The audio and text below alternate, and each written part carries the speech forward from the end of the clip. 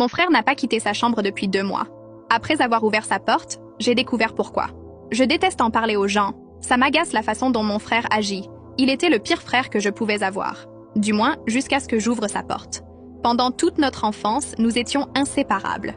Nous jouions et traînions ensemble tout le temps. Tout allait bien.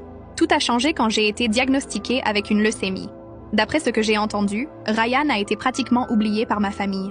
Mes parents me rendaient constamment visite à l'hôpital, restant à mes côtés pendant la majeure partie de ma chimiothérapie.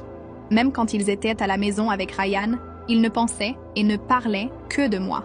La première fois qu'il m'a vue à l'hôpital, il avait l'air bouleversé. Ça a dû être dur de voir sa propre sœur dans un tel état. Au fil des visites, l'expression sur son visage a changé. Son visage était difficile à lire, comme s'il avait quelque chose en tête. Je n'y ai pas beaucoup pensé à l'époque. Heureusement, je suis rapidement entrée en rémission et suis sans cancer depuis environ 5 ans. Toute la famille était ravie, y compris Ryan. Peu après ma sortie de l'hôpital, mes parents nous ont révélé qu'ils avaient des problèmes financiers et devaient tous les deux retourner travailler. J'avais 11 ans, mon frère 13, alors ils nous faisaient confiance pour rester seuls à la maison. Je n'oublierai jamais le visage de Ryan quand ils nous l'ont dit. Il avait l'air absolument dévasté. C'est à partir de là que notre relation a semblé changer. Ryan est devenu distant et renfermé. Il s'énervait plus rapidement et ne semblait plus vouloir être près de moi. Je pensais que c'était une partie de son adolescence. Alors que ce comportement a continué pendant les 5 années suivantes, ce n'est que depuis environ 3 mois que son comportement a commencé à devenir plus étrange. Ça a commencé après qu'il ait terminé sa dernière année de lycée. Une fois les vacances d'été commencées, il a passé beaucoup plus de temps dans sa chambre.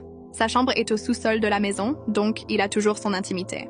Peu de temps après la fin de l'école, j'ai commencé à remarquer des signes bizarres. Je me souviens d'être assise sur le canapé à regarder la télévision. Ryan n'était pas à la maison et mes parents étaient sortis travailler. Quand Ryan est rentré, il portait une sorte de conteneur. Je ne pouvais pas dire ce qu'il y avait à l'intérieur car c'était couvert par un drap blanc. Je lui ai demandé ce que c'était, mais il m'a dit clairement que ça ne me regardait pas. Il a amené le conteneur mystérieux dans sa chambre au sous-sol. Il est ensuite remonté et ressorti à sa voiture et est revenu avec un autre conteneur toujours couvert par un drap blanc. Il a continué à faire cela quelques fois, revenant avec plus de conteneurs couverts. À ce stade, j'étais extrêmement curieuse, mais je ne voulais pas le contrarier en demandant à nouveau. Une fois qu'il a fini de récupérer les conteneurs, il est retourné à sa voiture et est revenu avec plus de choses. Cette fois, il est revenu avec de nombreux sacs de nourriture et d'eau en bouteille. Tous les aliments étaient non périssables, comme du pain, des conserves et des crackers. Finalement, il est descendu et a verrouillé la porte. J'étais confuse, mais pas très inquiète. J'ai commencé à m'alarmer, le lendemain. Quand il n'avait toujours pas quitté sa chambre, j'ai frappé à sa porte, l'entendant crier pour que je parte.